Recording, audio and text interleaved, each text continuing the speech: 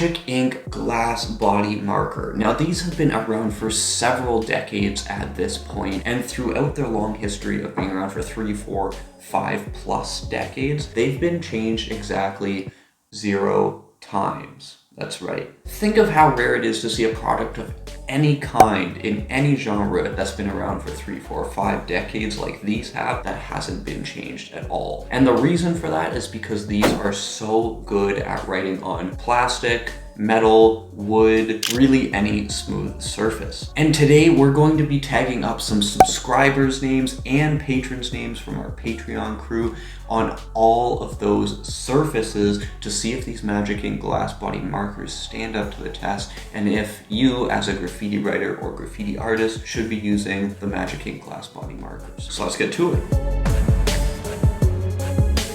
So there's one main reason that these glass body markers are so great on so many different surfaces, and that is because the ink formula in here has an oil base. Now, oil-based formulae in general are incredibly permanent, but oil-based ink formulae in particular help to mitigate a lot of fading that's commonly associated with ink formulae. And here's what you're going to want to know about the marker itself. The chisel tip nib has a 5mm by 7mm surface area, although the line is going to be a little bit thicker than that because the chisel tip is slightly angled. The marker has a gravity flow system, so it's going to work best on flat surfaces, but we're also going to be testing it out on vertical tagging surfaces as well. And during our surface tagging test, where we will be tagging subscribers and patrons' names up, we are going to be testing them out in 3 different ways. The first way, vibrancy and opacity. Now remember, these are inks, so in terms of opacity, don't expect too much out of them. Opacity just isn't an ink strong suit. But the vibrancy should be pretty on point, and one nice thing about inks is that oftentimes you can layer them over each other and get some colors that mix quite well together because of that. And the second thing we're testing for is, do these glass body Magic Ink markers tag on all surfaces? Are they best for your black book, or are they best for those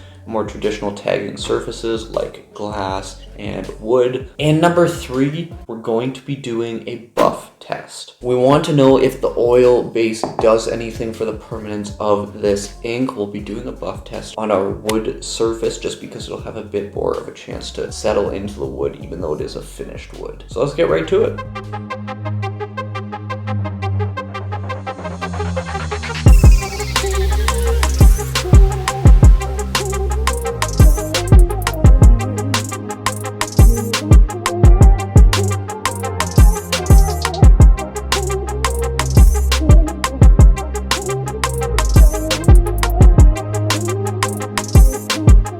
Starting off this test here on our smooth plastic. It's a polyplastic, one of the smoothest surfaces you can get. That's why we use it. A little fun fact for you guys, out of the 16 or 18 colors that they have of this Magic Ink glass body, the yellow is the only one that has black writing on the packaging and a black drop shadow on the actual marker. None of the other ones have that. Just a little quirk for you guys there. But starting off with the opacity and the vibrancy, again, like I mentioned, this is an ink, but you almost can't tell, especially like the purple. It's a very, very flowy system. You know, these Japanese markers, their flow systems are just so well engineered and put together that you get nice, consistent lines. You get lots of ink coming out. And these are refillable. So if you were thinking, well, they'll flow well until they start drying out, you can refill them. Magic Ink does sell their own refills as well, so you can refill it with the exact good stuff that comes in these initially. So as far as the opacity goes, it's about as good as you would get with any ink. On our nice white surface, you can even see the yellow really, really well. Obviously orange and purple, those are just fine, but this yellow, it shows up really, really well. Part of why it shows up so well is just because the vibrancy in these is so good, and that's particularly clear with the yellow one here. This isn't a particularly dark yellow, it's so vibrant that it shows up so nice and clear. The flow that gives you those nice true lines helps the tags develop those hard edges and makes it even more clear. So these things are flowing.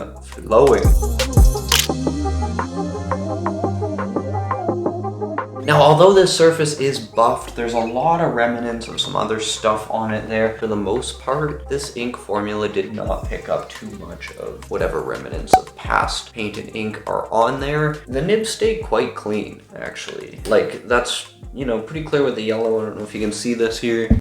Like, you can tell. There's not much on there, right? Like that's pretty good considering I did, you know, 15 different tags with the yellow one alone. The lighter colors are obviously going to be the most susceptible to picking up some darker crap from the surface, and this, you know, it held up fairly well there.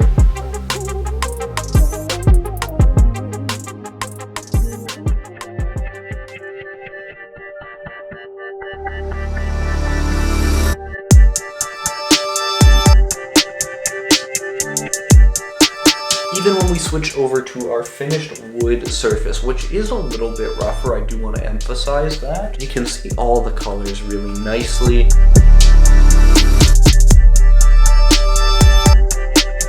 If you're wondering why, I did 3 kapow tags on there. Those are going to be what we try and buff. We're going to try and buff all 3 different colors. The top one in the purple, if you're wondering why, it looks a little bit less smooth. It's actually because the nib on the purple, it's a harder nib for sure. I found out of the 3, the yellow was the softest nib, and it seems like it's just a touch wider. So a bit of a range in the nibs there in terms of the hardness and the wideness a little bit too, I believe, or it could just be the hardness that was making the difference in the wideness. But the nibs, they felt really, really nice. The purple one, you know, it'll ease up over time. The other 2 right out of the package, they're good to go. Like, they're nice and solid but soft, right? So you do get a little bit of that fanning out, and that is such a nice thing to have with a marker that is this style, this shape, this size. Makes it a really fun, stealthy thing to tag with, right?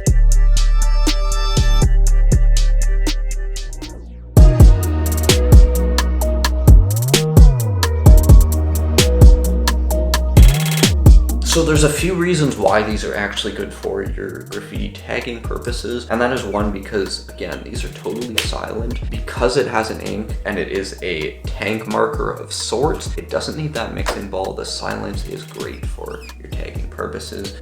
The shape and size, very, very carryable, very stealthy, doesn't take up too much room in your pockets, right? And the nib is gonna write on just about any smooth surface. You're gonna hear a lot of squeaking on your really smooth surfaces like you did on the white surface behind me here. That's the nature of these markers though, and if a surface isn't pristine, the squeaking gets ruled out pretty quickly. Even our tags on glass, not too much squeaking there, right? But those are reasons it's particularly good in a tagging circumstance. You know, it's stealthy, it's quiet, and it's just very carryable. It's a very nice to write with and carryable, right? Those make it a very good tagging tool for graffiti artists, but also graffiti writers. We did do just a little bit of work on black book paper with these because, you know, these are a very good artist tool. And my main point that I wanted to make with that is you can see these colors overlap so nicely.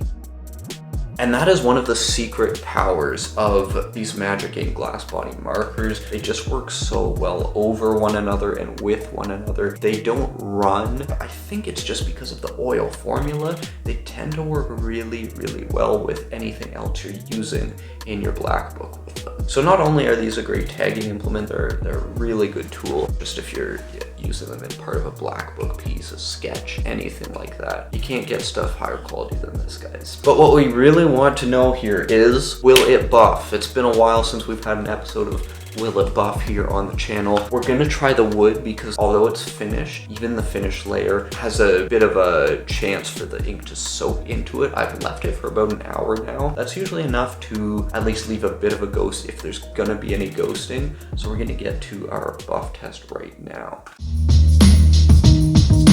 Okay, welcome back to another episode of Will It Buff. What we're using here today, we've got, it's called Easy Strip. It's called a paint and varnish stripper. I find that this one in particular just kicks the crap out of inks, a lot more than paints actually. So we are trying it with the harsh stuff here. Now we're gonna try it on each of these 3 colors. Shout out to Kapow. Let's see what happens here. We're gonna apply it, give it a couple minutes to, you know, really seep into the ink, and then we'll try and get it off.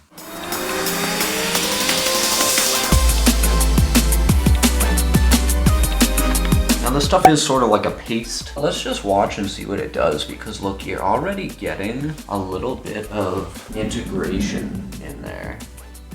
I don't know if you can see it so well, but let me move this around a little bit here just to get some full coverage. Yeah. Now I haven't even started scrubbing yet. I'm just trying to move the buffing liquid around. Wow, that's without even scrubbing. Now this can be deceiving because we don't know if there's going to be a ghost yet. So let me take some of this off here. We're not putting too much elbow grease into this. It's just sort of coming off without much fight. Yeah, no ghosting there whatsoever. Just to be clear, in my experience, I have done some tags and some other inks on this surface, left them for an hour or two, and had a bit of ghosting happen. So I don't want anyone to think I haven't given this time to set in. Some things just ain't gonna stay, you know? So I don't want anyone to think that just because, you know, it's not leaving any ghosts, it's not an amazing product. It really is, but they don't really focus on, you know, anti-buff ability. If you do want to see more buff tests, we do buff tests as part of our monthly exclusive content over on the Patreon page. It's $3 a month, so you can take advantage of that if you want. But before you guys say nothing would ghost on this, check out the video we did with the OTR ball pen fluid, because I left a ball pen fluid formula that we made on the surface for less than an hour and it ghosted hard. If you want to see the buff test and the full surface tagging test we did with the OTR ball pen fluid, you can click the video on screen right now. I'll see you over there soon. Till then, peace.